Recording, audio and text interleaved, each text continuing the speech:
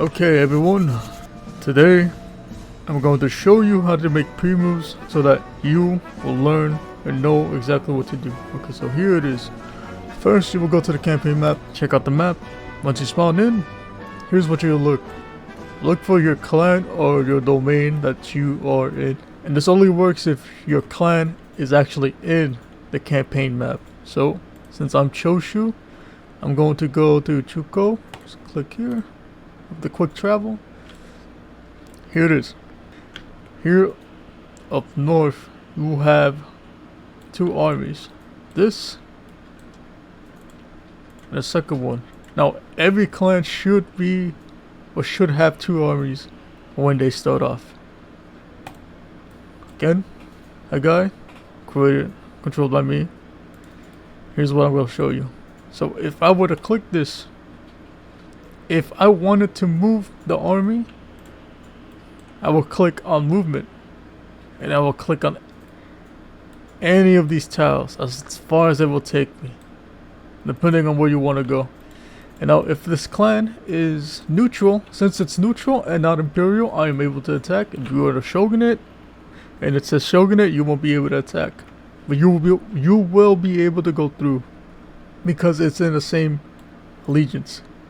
Okay, since this isn't, I'm going to go attack, move. First I'll move my army in here, see how far I can get it. Now you see, this is how far my army can move. It can only move over here. So I'll click on that, accept, nothing else. And boom, look, it's walking exactly where I told it needs to go. There it is. Perfect. Now, since I've moved that one, it's time to move my second army. Boom, same thing. Now, if you had a ship, you would go to this tower right here so that it would be able to embark on the boat. But since we don't have navy, I won't explain that. Right now, all I'm trying to do is explain the basics.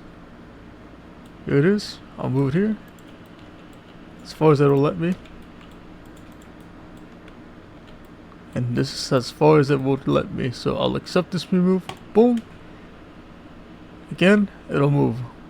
The animation's a little buggy, but it still moves. There's nothing to worry about this. See? It's just lag. Boom.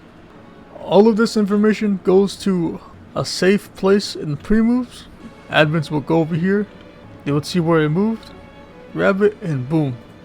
Now see here, it says both of these have moved. So both of the armies will be put towards the next pre-move, so you have nothing to worry about. Here is how I start pre-moves. Every single clan starts off with 8,000 koku. This does not include for the Imperial Court or the Tokugawa Bakufu, because they both start off with 10k koku since they are big faction clans. These are the head of the faction. What we have is, look, we have a unit upkeep right here. We have our unit upkeep right here, which is the same with the other ones. This is how much we're left with. But since we start off, we only start off with the 8k koku. We do not count this end treasury as it is. Every single time the pre-moves are open, the end treasury will be accounted for and it would be straight back into the starting treasury. So every single time you start your pre-moves, right? When you start to submit your pre-moves, this is how much you have. But you do need to worry about if you don't have any money left, because when that runs out, then you will have some problems. Here's the estate income. Every estate makes 2,000 koku, which is koku that has not been taxed. This kind of koku, basically what keeps yourself and your army together. So keep in mind of how much your income estate has. It would always be 2,000 koku. You would always start with every single turn, which helps with management and upkeep. Trade, tribute, event income, looting, all these other ones could be taken and go. Unit upkeep again. Also make sure you know what you have so that you don't become poor. Make sure you make more than what you lose. That's why I always say heavily invest in your economy. Since I am the factional leader of Choshu, what I will do is go to pre-move, click that, you will click your clan name, which is Choshu, username, this is my username, and here would be my pre-moves.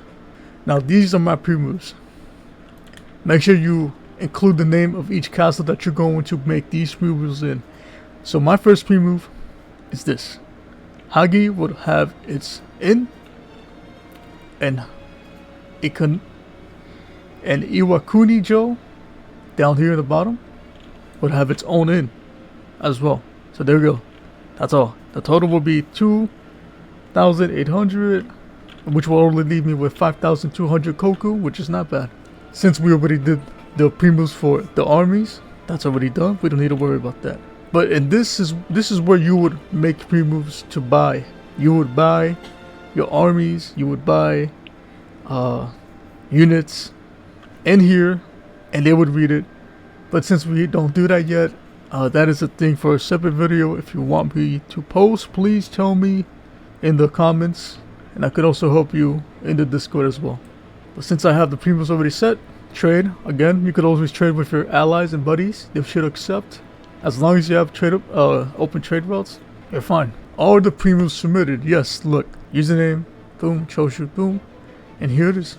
Now you don't have to set it up like this. Just make sure it's even enough so when you have this, you will see the castle. Make sure the castle and the pre-moves are all together. This one as well. Look.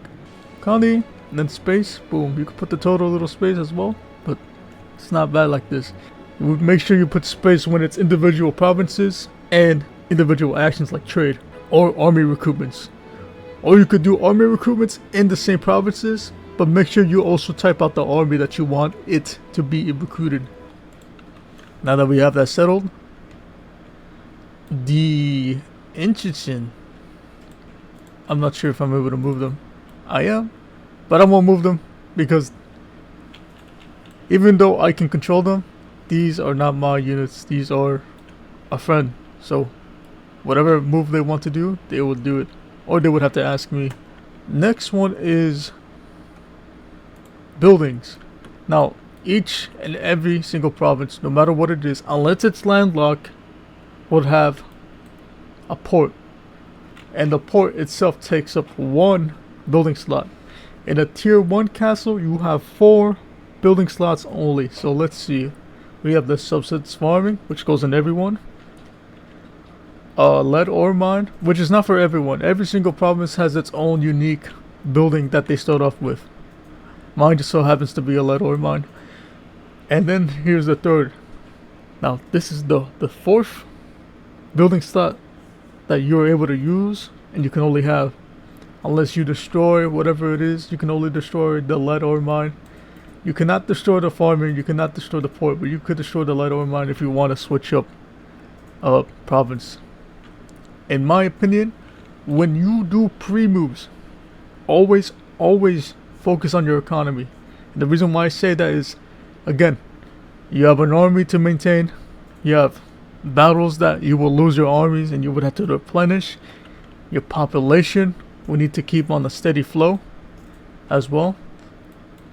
And the farming, what farming does is, look, this is the Winds of Restoration rulebook. Now, if you want to go check the buildings and every single rule, be my guest, go read it. Please understand what you have to do. If there's an issue like vassals or whatever alliances, maybe even agents, read into these. And if you have an issue or question, please talk to me or meaty. Income in the economy. Now you see here, look, this is what I was talking about. Population wise, this is what gives you your manpower. So the first substance farmers is what every castle has. 50 manpower each every week, which is good, and it generates 165 koku, not bad.